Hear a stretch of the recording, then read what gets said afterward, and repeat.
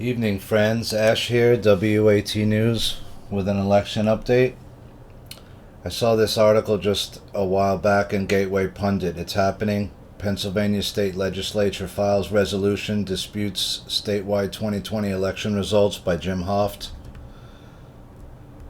It's clear that the Pennsylvania 2020 election was wrought with fraud and criminal conduct. President Trump led by nearly 700,000 votes on election night. Democrats dumped hundreds of thousands of votes to steal the state from the Trump campaign. On Wednesday, the Pennsylvania State Legislature held a hearing on the 2020 election issues and irregularities. One witness described the huge spikes in Pennsylvania during the hearing, and the crowd gasped. So we saw a lot of video about that. On Friday, the Pennsylvania State Legislature filed a resolution, and I'm going to cover that in a second, to dispute the statewide 2020 election results via conservative treehouse. With mounting evidence of election fraud now visible, members of the Pennsylvania Legislature have drafted a joint resolution to overturn election results, reverse the previous state certification, and the sponsors promise they will take it to the Supreme Court if necessary. So this is the whole thing of the resolution here that I'll read off in it right now. If you want, we can just go right there. This is from the Pennsylvania House of Representatives, session of 2019-2020 regular session, posted November 27th, 2020. To all House members, resolution disputing the 2020 general election statewide results. In the immediate future, we will be introducing the following resolution: declaring the results of statewide electoral contest in the 2020 election to be in dispute. Whereas Article 1, Section 4, Clause 1 of the United States Constitution empowers state legislatures, including the General Assembly of the Commonwealth of Pennsylvania, to prescribe the times, places, and manner of conducting elections. And, okay, so I'll let you guys read all through this. Well, actually, we got to read it, guys. Sorry. Whereas Article 2, Section 1, Clause 2 of the United States Constitution empowers state legislatures, including the General Assembly of the Commonwealth of Pennsylvania, to direct the manner of appointing electors for President and Vice President of the United States. And whereas the General Assembly of the Commonwealth of Pennsylvania has exercised its authority to establish election administration procedures for the Commonwealth, known as the Pennsylvania Election Code. And whereas the Pennsylvania Election Code requires all mail-in ballots to be received by 8 o'clock p.m. on the day of the election. And whereas the Pennsylvania Election Code requires election officials at polling places to authenticate the signatures of in-person voters. And whereas the Pennsylvania Election Code requires that county boards of elections shall not meet to conduct a pre-canvass of all absentee and mail-in ballots until 7 o'clock a.m. on Election Day, during which time defects on mail-in ballots would be identified. And whereas the Pennsylvania Election Code prohibits the counting of defective absentee or mail-in ballots, and whereas the Pennsylvania Election Code authorizes watchers selected by candidates and political parties to observe the process of canvassing absentee and mail-in ballots, and whereas the Commonwealth conducted an election on November the 3rd, 2020 for federal offices, including selecting electors for President and Vice President of the United States. And whereas officials in the executive and judicial branches of the Commonwealth infringed upon the General Assembly's authority under the United States Constitution by unlawfully changing the rules governing the November 3rd, 2020 election in the Commonwealth. And whereas on September 17th, 2020, less than 7 weeks before the November 3rd, 2020 election, the partisan majority on the Supreme Court of the Commonwealth of Pennsylvania unlawfully and unilaterally extended the deadline for mail-in ballots to be received, mandated that ballots mailed without a postmark would be presumed to be received timely and could be accepted without a verified voter's signature. And whereas on October the 23rd, 2020, less than 2 weeks before the November 3rd, 2020 election, and upon a petition from the Secretary of the Commonwealth, the Supreme Court of the Commonwealth of Pennsylvania ruled that mail-in ballots need not authenticate signatures for mail-in ballots. thereby treating in-person and mail-in voters dissimilarly and eliminating a critical safeguard against potential election crime.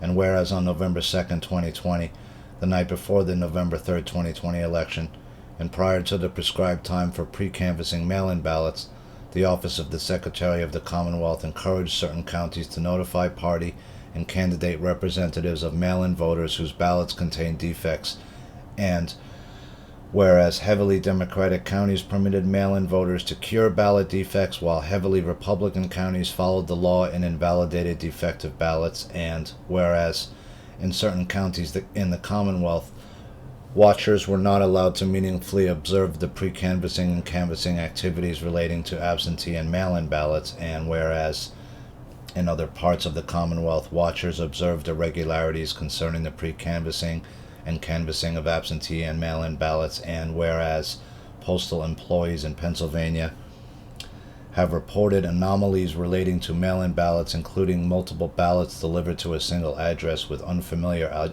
addresses, ballots mailed to vacant homes, empty lots, and addresses that did not exist, and whereas witnesses testifying before the Pennsylvania Senate Majority Policy Committee on November the 25th, 2020, have provided additional compelling information regarding the questionable nature of the administration of the 2020 general election, and whereas there remains ongoing litigation concerning the administration of the November 3rd, 2020 election in the Commonwealth, and whereas in 2016 Pennsylvania's general election results were certified on December the 12th, 2016, and on November the 24th, 2020, the Secretary of the Commonwealth unilaterally and prematurely certified results of the November 3rd, 2020 election regarding presidential electors despite ongoing litigation, and whereas in the Pennsylvania House of Representatives has the duty to ensure that no citizen of this Commonwealth is disenfranchised,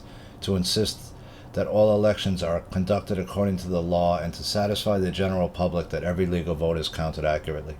Therefore, be it resolved that the Pennsylvania House of Representatives, number 1, recognize substantial irregularities and improprieties associated with mail-in balloting, pre-canvassing, and canvassing during the November 3rd, 2020 election, and disapproves of the infringement on the General Assembly's authority pursuant to the United States Constitution to regulate elections, and 3, disapproves of and disagrees with the Secretary of the Commonwealth's premature certification of the results of the November 3rd, 2020 election regarding presidential electors, and 4, declares that the selection of presidential electors and other statewide electoral contest results in this Commonwealth is in dispute, and 5, urges the Secretary of the Commonwealth and the Governor to withdraw or vacate the certification of presidential electors and to delay certification of results in other statewide electoral contests voted on at the 2020 general election, and 6, urges the United States Congress to declare the selection of presidential electors in this Commonwealth to be in dispute. Wow, so that's a big deal. That's a handful. So there's a lot of things here, right? They're questioning a bunch of irregularities, that one side was allowed to cure ballots and fix them and the other wasn't, and that witnesses have come forward and all these other things. So that's important. That's a big deal, and that just came out. So now this is an official dispute, and we'll have to see where it goes from there. I wanted to get to General Flynn because I didn't really cover it in my last report because I had so many other things. So Trump has given Flynn a full pardon, but I'm in the process of listening to X22 report, and he mentioned that not only did Trump pardon Flynn, but and I haven't read the fine print of the pardon yet, the official document, but Dave on X22 was saying that he actually went further than the pardon and said that he was in fact innocent.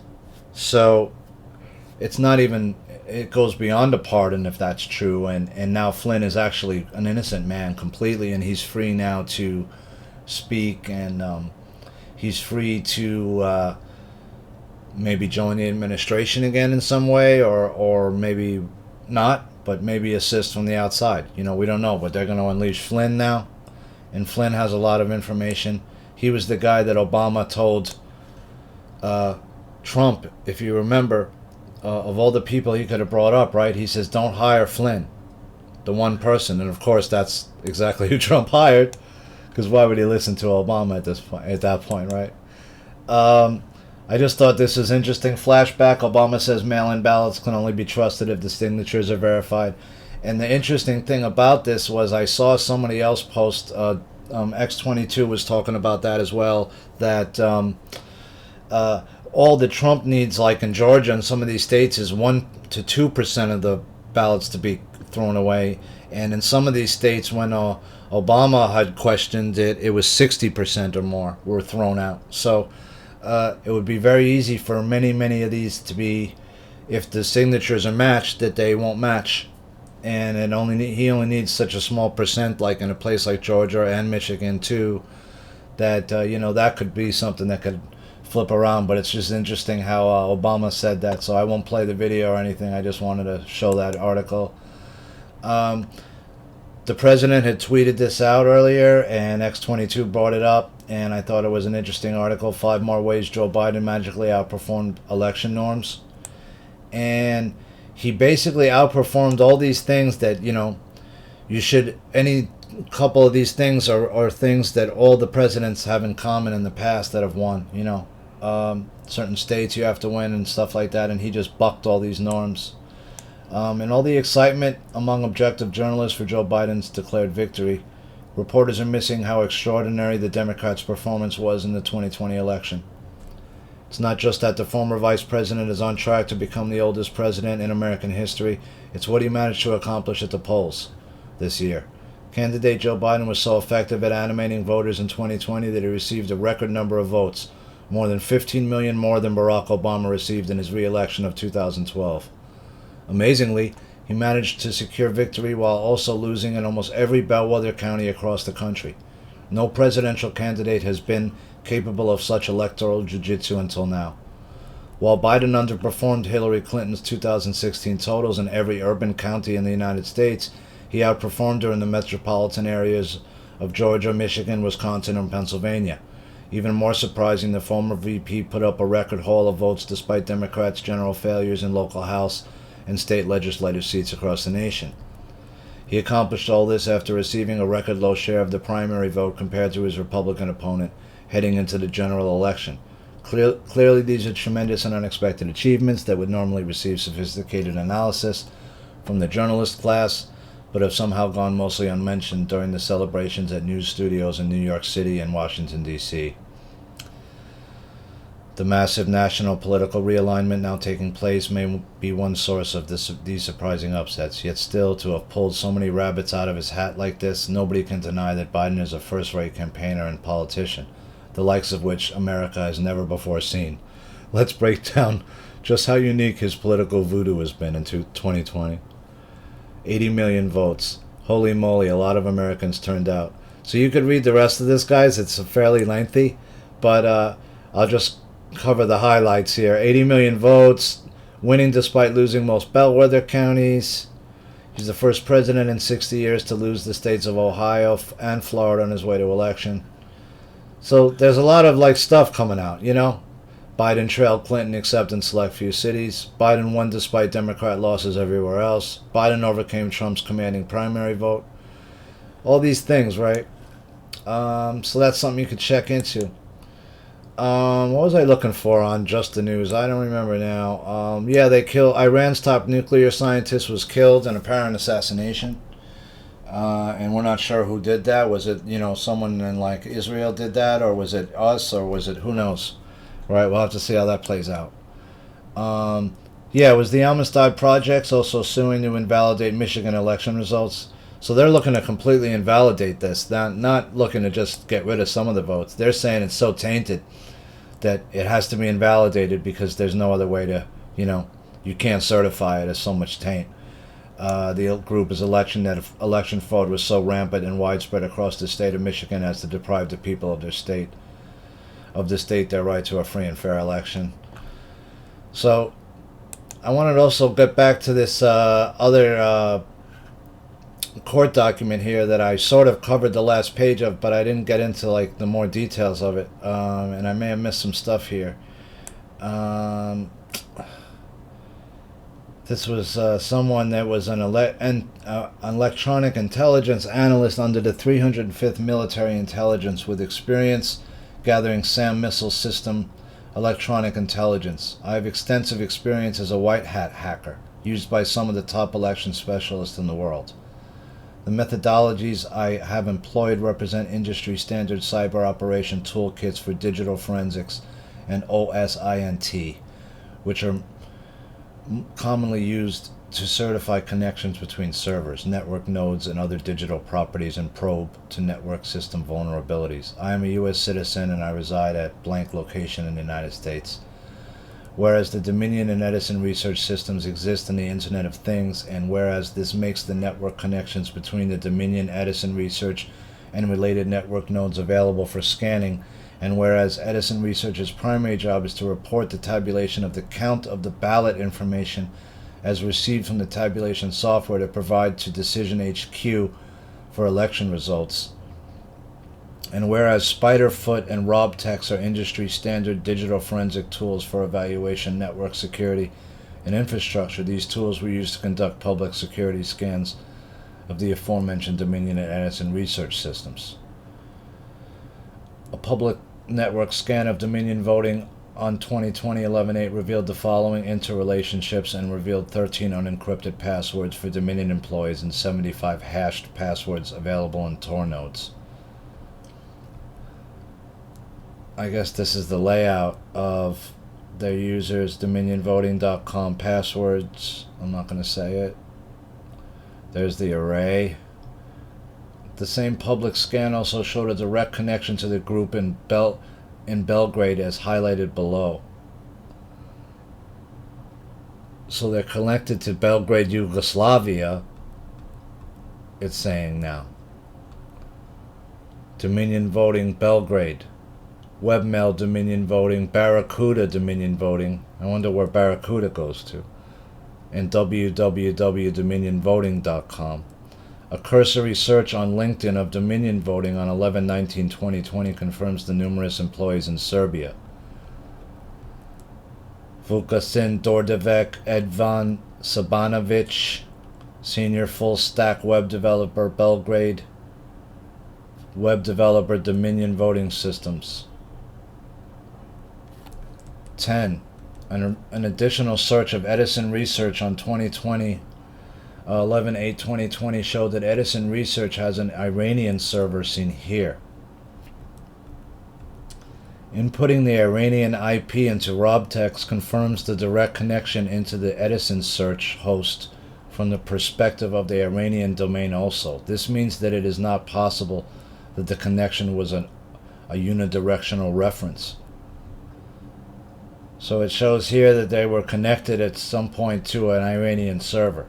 A deeper search of the ownership of Edison Research shows a connection to BMA Capital Management, where ShareOfear.com and BMACapital.com are both connected to EdisonSearch.com via a VPS or virtual private server, as denoted by the VPS at the start of the internet name. Okay. And there you can see it right there. BA Capital, ShareOfear.com, connected. And that looks like it's somewhere in Dominion Voting is also DominionVotingSystems.com, of which there are also many more examples, including access of the network from China. The records of China accessing the server are reliable. This also looks like Pakistan. I see State Bank of Pakistan, Bolton Market. This looks like one location looks like it's in Pakistan somewhere. So this is now we're in all over the place here. The records of China accessing the server are reliable. Crawl time redirecting dominionvoting.org. 6:01 p.m. This is over my pay grade, but it's starting to look interesting. China Unicom, China 169 backbone fraud risk. Fraud score 3. We consider China Unicom, China 169 backbone to be a potentially low fraud risk ISP, by which we mean that Web traffic from this ISP potentially poses a low risk of being fraudulent. Registrar GoDaddy.com. Register in state province Hunan. Hunan, China. Okay. So it looks like some more documentation about the server, hooking it back to China. Domains with same records. BMA Capital Management is known as a company that provides Iran access to capital markets with direct links publicly discoverable on LinkedIn, found via Google on 11/19/2020. Mohammed Talha, BMA Capital Management Limited. Manager FMR at Pak Iran Joint Investment Company, Pakistan. The same RobTech search confirms the Iranian address is tied to the server in the Netherlands, which correlates to known OSINT of Iranian use of the Netherlands as a remote server. Holy cow, so this is getting into some crazy stuff here. It's like, does Iran now have a server that they run out of the Netherlands somehow?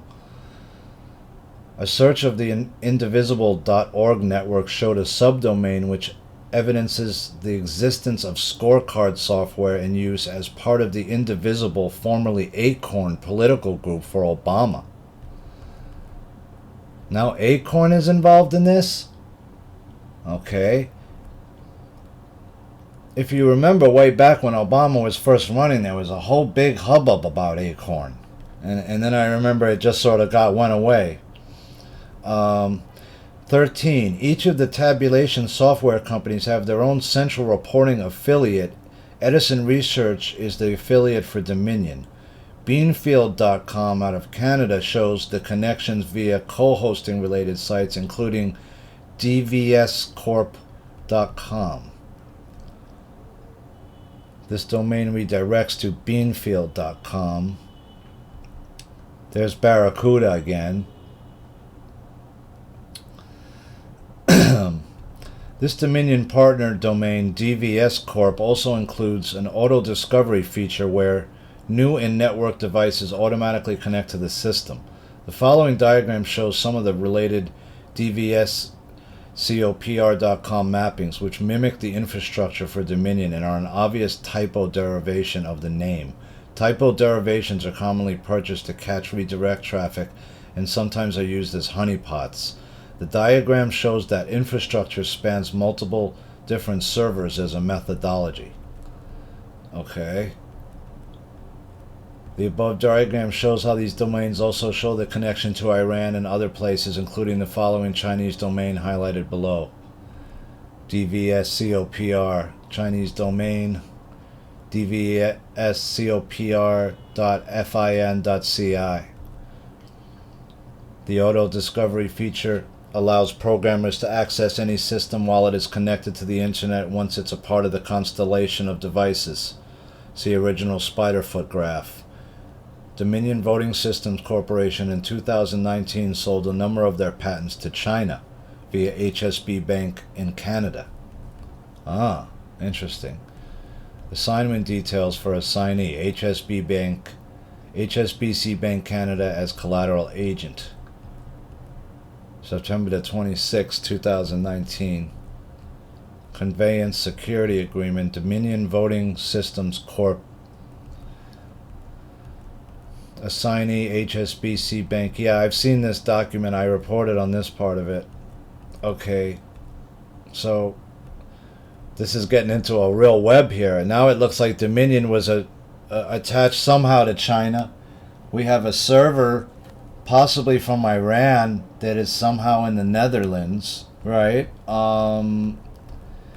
And we found that some of these engineers are also online, or at least they are connected at some point with servers in Serbia, also, or with workers in Serbia who are also on that network. So you have Serbia, Iran, China, and the Netherlands possibly now also. And you also have the Seidel server that was allegedly seized, or something that was seized out of Germany.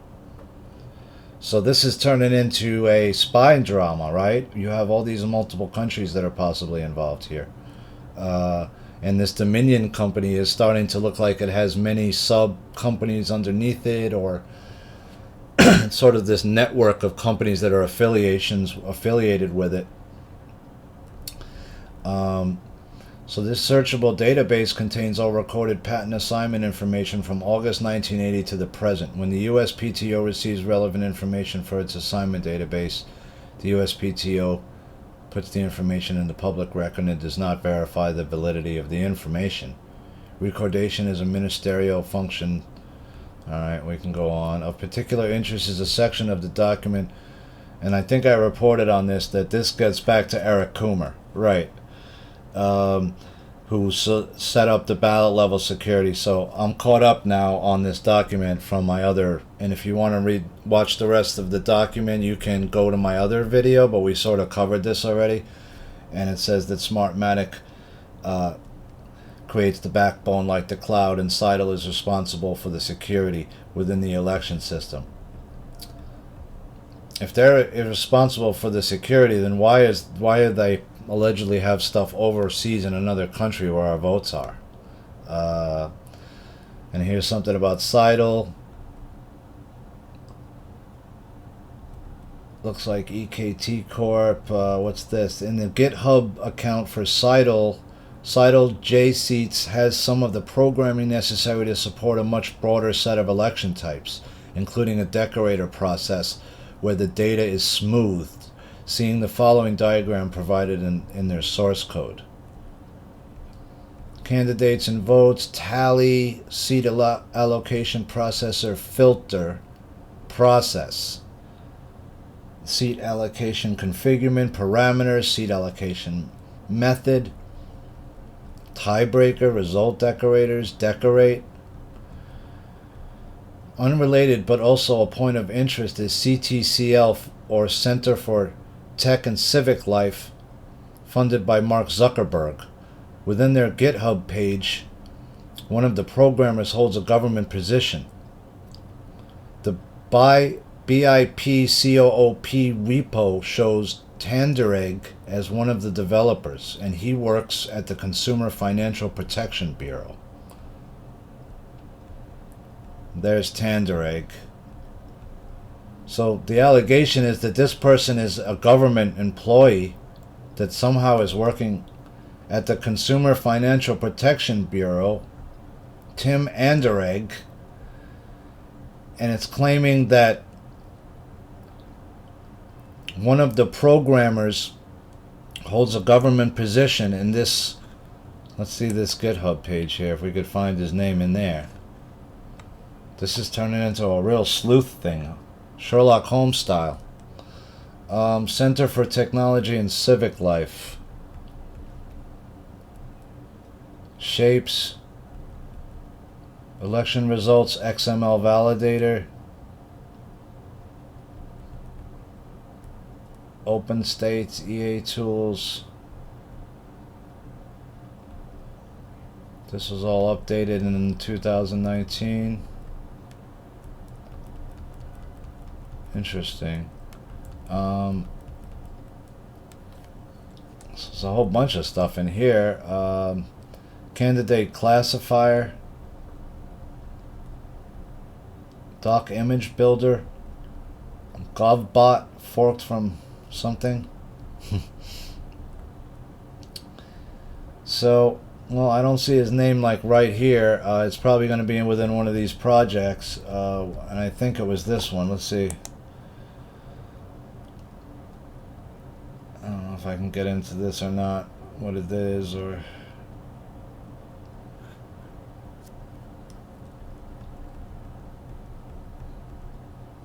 Python 3 compatibility.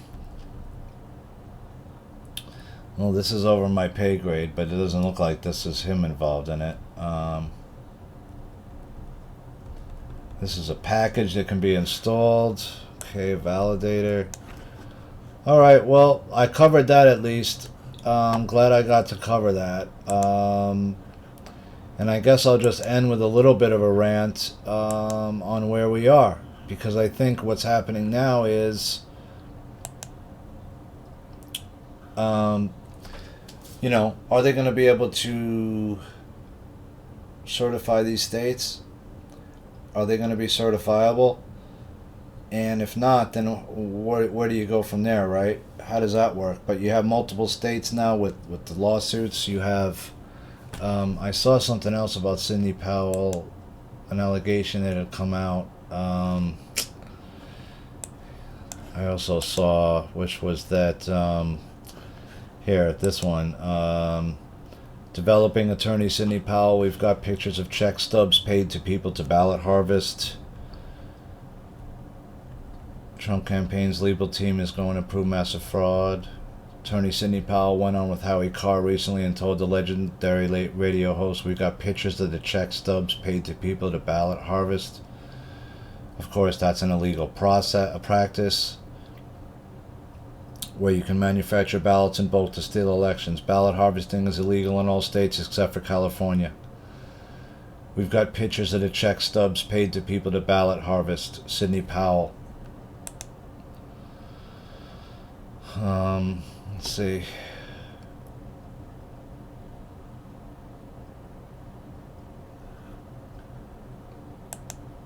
So the check stubs paid to people to ballot harvest and do fraudulent voting. So this year was every means and manner of fraud you could possibly imagine, and many that you could never imagine. So how many fraudulent votes do you think that Joe Biden had on his side of the slate? Probably at least 10 million. 10 million fraudulent votes? Probably. And how many more? And President Trump lost 7 million votes? And how many dead people, how many votes of dead people were cast, do you think? We're still tracking down that data to see if what we've been provided is real, but if it is correct, it's several million. So, did most of these votes disappear for the president? So you can see that that's an older interview that from several days ago, I believe. But it's a lot of votes, man. Wouldn't be the first time a lot of dead people voted in this country or other countries. So with that, guys, I'm losing my voice a little bit here. I just wanted to cover this also real quick, that they want to invalidate the election results in Michigan completely. That's what the Amistad Project's voting on. And yeah, so I'll just go into my rant a little bit. I think we're at a very critical point in this country's history. And one of the reasons for that, obviously, is that we're starting to realize that our election process is completely corrupt. And it's been that way for a long time. And if you watch some of my other videos where I covered things like the cooping gangs that used to exist in New York that would coop people up and force them to vote certain ways, basically like kidnapping them, and how the gangs in New York used to be used to control the election process. So, going from a history like that to where we are now isn't really that far of a jump, is it? They're just rigging it in a different way. I mean, they can't club you over the head or force you by, to vote a certain way anymore with threats of violence, right? So they just figured out a better way to steal the votes and stuff the ballot box another way. And that's what they're doing. And you saw that Sidney Powell spoke about that. But there's really a larger issue here, and this is that we have to fix this process once and for all. It never was fixed. Probably, I'm pretty confident that every vote I ever cast in my life was probably either didn't count or the vote that I participated in was rigged. I'm pretty confident of that. But the bigger problem here is that you're starting to realize that the United States has meddled in other countries' elections. And we've meddled in other countries' governments, and we have assassinated certain world leaders. And if you ever read a book called Diary of an Economic Hitman, I believe is the name, which was, I believe, written by someone who was a former CIA operative that was his basic job. You go into a country, and usually how it works is they use the central banks and things like that, where they loan a small country a large amount of money, usually an amount that it can't pay back. And then over time, as they default on the loan, they ask for more and more favors, as if you will, right? Like, for example, like Dole Banana, Dole Pineapple, companies like that, Chiquita, right? These are big plays that were made by big corporations to go into certain companies and take over major industries. They tried to do it with the water, I think in Bolivia, and that didn't work. So you're seeing these major, we've been doing this with programs like this for a long time, installing these dictators that we then control. And we use them for whatever purpose we want. But there's a bigger problem here now, because as you saw from what I was with all those servers in other countries, you have this could be an international incident now. I mean, you have possibly China involved. You have possibly Iran involved with servers. You have possibly Pakistan involved. You have possibly Serbians involved, or the actual country of Serbia. We don't know any of this yet, but it's starting to appear that there's a network out there that Dominion had that's global, right? And through these subsidiaries and stuff, who do you really know who you're dealing with, right? And these are the people that some of these states that are now in question just decided to switch their voting to. So that's, obviously they're scamming the vote. And there's a large, or some portion of the country that still doesn't know that. And because they're just watching the mainstream, and that's the bigger problem. And they're going to have to pay a price for this at some point, because with the executive order and what it fleshes out, that if you knowingly, and the CUE boards went into this, they even posted this stuff with knowingly in it, and caps and all. In other words, if I knowingly am a news person like CNN, and I knowingly deceive you, and I knowingly give you false data before an election to try to sway that election, that's illegal, at least under the EO that Trump has. I mean, you shouldn't be allowed, as a press person who the public gives you a certain level of their trust to allow to be on the airwaves, you shouldn't be lying to me and knowingly misinforming me about anything, right? An article, the election polls, Dominion voting, any company or like this. And we know how far the press has gone in the MSM, and they've gone so far to the point because they're desperate and their world's falling apart. They lost their ratings. The people aren't watching anymore. And as more and more people leave these platforms, and even like YouTube and Facebook and Twitter, they'll just fail to be that important anymore.